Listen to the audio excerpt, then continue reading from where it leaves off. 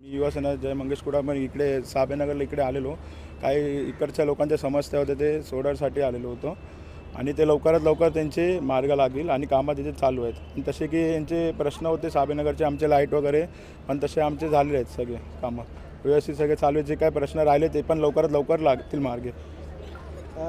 जयेश, तुम्ही इथे आला, काय कामं असे राहिलेले जे तुम्ही आता त्याचा फॉलोअप घेणार आहात?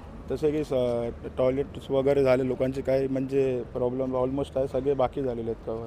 म्हणजे जास्ती सगळ्यांचा पाण्याचा थोडा प्रॉब्लेम आहे. ते सरांशी बोलून आमचा मार्ग आम्ही करू. जय हिंद, जय महाराष्ट्र.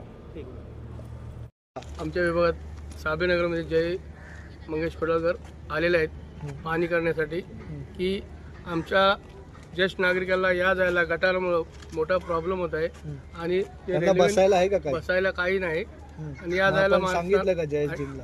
नाही, आता जयजींना सांगतो की आम्हाला बसायला काहीतरी त्यांनी मार्ग करावा, सोय करावी की ती या जायला रस्त्याची जरा गटारीचे नाले सफाई करून या जायला रेल्वेने जी तोडलेली आहे जागा, इमारती तोडल्या त्याच्यामुळे आम्हाला खूप त्रास झालेला आहे. हेच पडतात का लोक इथे? हा, भरपूर लोक ज्येष्ठ नागरिक बारकीमुळे पडतात शाळा वगैरे मध्ये अडकून. सध्या पाहणी करण्यासाठी आपण इथे पोहोचलात. कशा प्रकारे काम पूर्वी जे साहेबांसमोर विषय मांडलेले होते, गटार असेल, शौचालय असेल, लाद्या असतील, अनेक अशा छोट्या मोठ्या ज्या गोष्टी आहेत त्या कशा प्रकारे त्याच्यावर काम सध्या सुरू आहेत? कारण की आता महानगरपालिका निवडणूक पण आलेली आहे. पूर्वी लोकांनी सांगितलेल्या समस्या त्याच्यावर काम होत आहे का? प्रथम मी एवढं सांगू इच्छितो की आम्ही निवडणुका आल्या म्हणून फिरणारे लोक नाही. आम्ही 12 महिने फिरत असतो आणि ह्या समस्या आम्ही जाणून घेत असतो आणि ज्या समस्या सोडवण्याचा जास्त प्रयत्न करतो आणि यशस्वी पण होतो.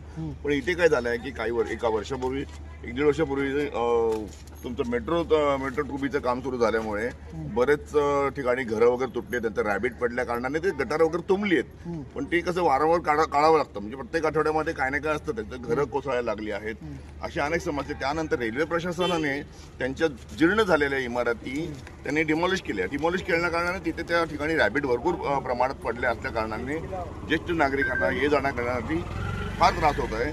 आता त्याच्यावरती पण आम्ही तोडगा काढून त्यांना तिथे बसण्यासाठी योग्य ते आम्ही बेंचेस वगैरे लावून देऊ. CCTVची मागणी होते, ते कशा प्रकारे आपण मार्गी लावू? 100%. मी आता जसं जय कुडाळकर बोलले की येथे अंधार वगैरे असतो, तर जय कुडाळकर बोलले की जितके काय लाईट्स वगैरे लागत असतील ते आम्ही पुरवू आणि ते मला वाटतं की पुढे येणार 2-3 दिवसामध्ये तुम्हाला इथे उजेडही दिसेल. आणि ह्या नाले सफाईचं 100% उद्याच आम्ही काम चालू करू. कारण की हे पाहणी केल्यानंतर कळलं की हे आता डेमोल्युशन झाल्यानंतर जे रॅबिट पडले ना ते सर्वत्र पसरलेलं आहे. आणि इथे काम करताना आम्ही जराही काम करायला आलो की रेल्वे प्रशासनाचे तुमचे ते